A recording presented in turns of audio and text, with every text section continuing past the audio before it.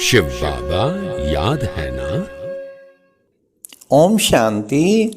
सुनते हैं आज 9 जनवरी 75 के अव्यक्त बाप दादा के मधुर महावाक्य। आज की अव्यक्त वाणी में प्यारे बाबा ने बताया रॉयल रूप का अलबेलापन कौन सा है, और बाबा ने कहा सीधा संशय का रूप क्या है। तीसरा, विनाश की इंतजार करने की बजाय क्या करना है। नेक्स्ट बाबा ने कहा वर्तमान समय कौन सा स्लोगन स्मृति में रखना आवश्यक है। तो आओ सुनते हैं 9 जनवरी 75 की अव्यक्त वाणी। आज की अव्यक्त वाणी का टाइटल है इंतजार की बजाय इंतजाम करो। अपने सर्वश्रेष्ठ एवं कल्याणकारी संकल्प से सतयुगी पावन सृष्टि का सर्जन करने वाले सर्जनहार शिव बाबा बोले, निराकारी, आकारी और साकारी इन तीनों स्टेजेज को सामान बनाया है। जितना साकारी रूप में स्थित होना सहज अनुभव करते हो, उतना ही आकारी स्वरूप अर्थात अपने संपूर्ण स्टेज व अपने अनादि स्वरूप निराकारी स्टेज में स्थित होना सहज अनुभव होता है। साकारी स्वरूप आदि स्वरूप है, निराकारी अनादि स्वरूप है। तो आदि स्वरूप सहज लगता है या अनादि रूप में स्थित होना सहज लगता है। वह अविनाशी स्वरूप है और साकारी स्वरूप परिवर्तन होने वाला स्वरूप है। तो सहज कौन सा होना चाहिए? साकारी स्वरूप की स्मृति स्वतः रहती है या निराकारी स्वरूप की स्मृति स्वतः रहती है, या स्मृति लानी पड़ती है? मैं जो हूं जैसा हूं उसको स्मृति में लाने की क्या आवश्यकता है? अब तक भी स्मृति स्वरूप नहीं बने हो क्या? क्या ये अंतिम स्टेज है, या बहुत समय के अभ्यासी ही अंत में इस स्टेज को प्राप्त कर पास विद ऑनर बन सकेंगे? वर्तमान समय पुरुषार्थियों के मन में यह संकल्प उठना कि अंत में विजयी बनेंगे व अंत में निर्विघ्न और विघ्न विनाशक बनेंगे, यह संकल्प ही रॉयल रूप का अलबेलापन है, अर्थात रॉयल माया है। यह संपूर्ण बनने में विघ्न डालता है। यही अलबेलापन सफलता मूर्त और समान मूर्त बनने नहीं देता है। मतलब प्यारे बाबा ने बताया कि वर्तमान समय जो विशेष जो है, यह संकल्प एक रॉयल रूप अलबेलापन है। हाँ, और कि मैं विजयी तो हम बनेंगे लेकिन अंत में बनेंगे। यह संकल्प उठना कि अंत में विजयी बनेंगे व अंत में निर्विघ्न और विघ्न विनाशक बनेंगे। बाबा ने कहा यह संकल्प ही रॉयल रूप का अलबेलापन है, और यही विघ्न डालता है। आखिर तो अंत कब आएगी? अब क्या कसर रह गई है? चलो, जब ये मुरली चली थी तब तो मान सकते हैं कसर थी, 75 की मुरली। अब तो बिल्कुल सिर पे मंडरा रहा है और शुरू हो गया है, बादल साफ नजर आ रहे हैं। तो अंत नहीं करते रहे, अब तो बिल्कुल सामने खड़ा है। यही अलबेलापन सफलता मूर्त और समान मूर्त बनने नहीं देता है। दूसरा संकल्प, विनाश की घड़ियां की कितनी गिनती करते रहते हो ना, सोचते रहते हो कि क्या होगा, कैसे होगा, या होगा कि नहीं होगा। यह सीधा स्वरूप नहीं है, यह है सीधा संशय का रूप। बाबा कहते ये तो सीधा संशय का रूप है। बार बार ये आना होगा या नहीं होगा, होगा तो कब होगा। बाबा ने कहा सीधा रूप नहीं, सीधा संशय का रूप। इसलिए सीधा शब्द ना बोल, रॉयल शब्द बोलते हैं कि क्या होगा, कैसे होगा। इस रूप से सोचते हो ना। जितना समय समीप आ रहा है उतना स्वयं को सतयुग के देवी देवताओं के विशेषताओं के समीप बना रहे हो। विनाश किसके लिए होगा, किनके लिए होगा, यह जानते हो। तीव्र पुरुषार्थियों व संपूर्ण बनने वाली आत्माओं के लिए संपूर्ण सृष्टि व सतो प्रधान प्रकृति की प्रारब्ध भोगने के लिए विनाश होना है।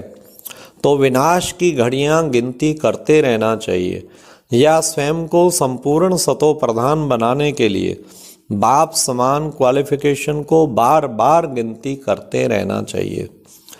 विनाश की घड़ियों का इंतजार करने की बजाय तो स्वयं को अभी से संपन्न बनाने और बाप समान बनाने के इंतजाम में रहना चाहिए।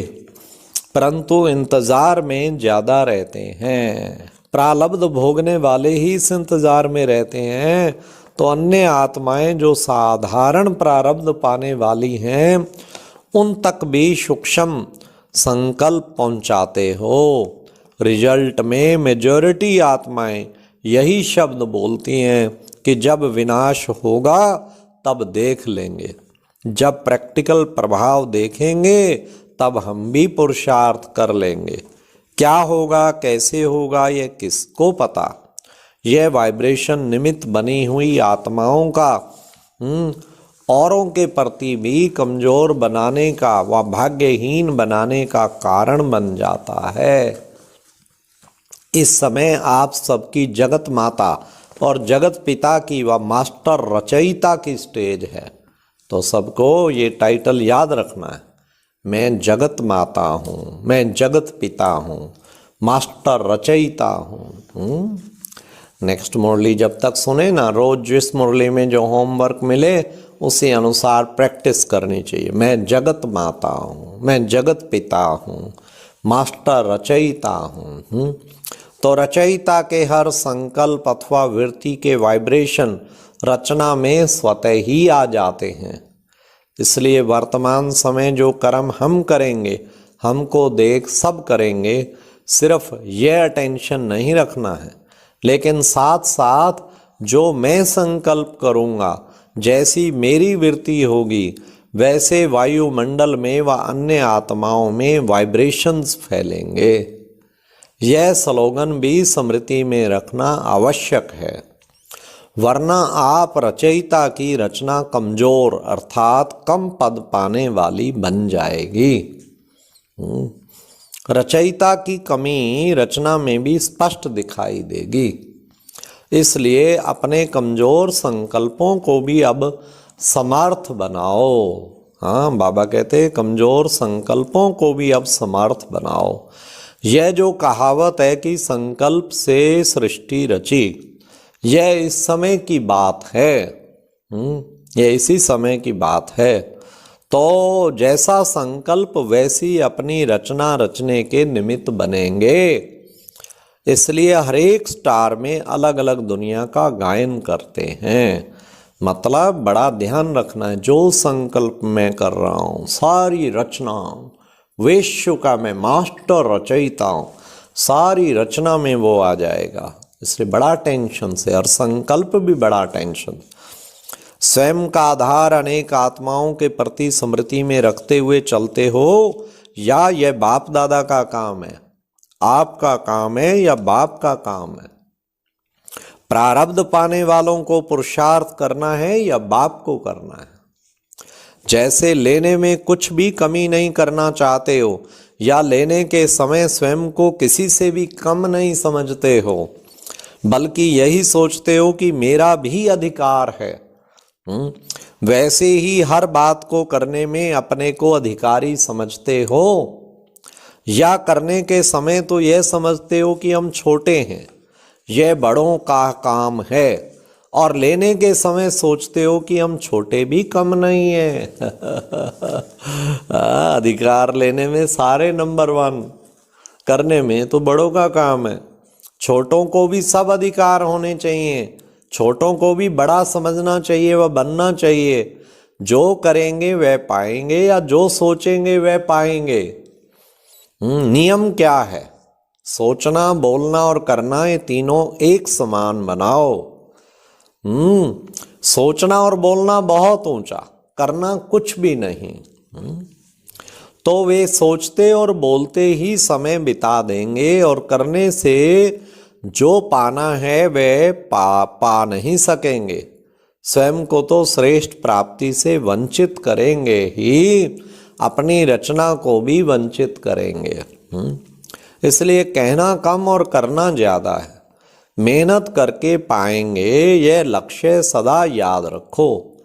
मुझे भी महारथी व सर्विसेबल समझा जाए, मुझे भी अधिकार दिए जाएं, स्नेह व सहयोग दिया जाए, यह मांगने की चीज नहीं है। श्रेष्ठ कर्म, श्रेष्ठ वृत्ति और श्रेष्ठ संकल्प की सिद्धि रूप में ये सब बातें स्वतः ही प्राप्त होती हैं। इसलिए इन साधारण संकल्पों में या व्यर्थ संकल्पों में भी समय व्यर्थ ना गवाओ। समझा? ऐसे बाप समान गुण और कर्म करने वाले, हर संकल्प में जिम्मेवारी समझने वाले, संकल्प में भी अलबेलापन को मिटाने वाले, सदा बाप समान बाप के साथी बन साथ निभाने वाले, हर पार्ट को साक्षियों बजाने वाले, सर्वश्रेष्ठ आत्माओं को बाप दादा का याद प्यार और नमस्ते। तो आज प्यारे बाबा ने कितना सुंदर इस वाणी में बताया, जितना साकारी रूप में स्थित होना सहज अनुभव होता है, उतना ही आकारी स्वरूप अपनी संपूर्ण स्टेज में, निराकारी अनादि स्टेज में भी स्थित होना सहज अनुभव होना चाहिए। और याद किया और याद रखने के लिए कहा, जैसा संकल्प मैं करूँगा, जैसी मेरी वृत्ति होगी वायुमंडल में, वैसे ही वाइब्रेशन फैलेंगे। और तीसरा, बाबा ने विनाश की घड़ियाँ गिनती करने की बजाय स्वयं को संपूर्ण बनाने की और बाप समान क्वालिफिकेशन की बार बार गिनती करो। कहना कम है और करना ज़्यादा है। सोचना, बोलना और करना तीनों एक समान बनाओ, ये प्यारे बाबा ने विशेष कहा। अच्छा, ओम शांति। यह एक बहुत अच्छी वीडियो भी जरूर देखें।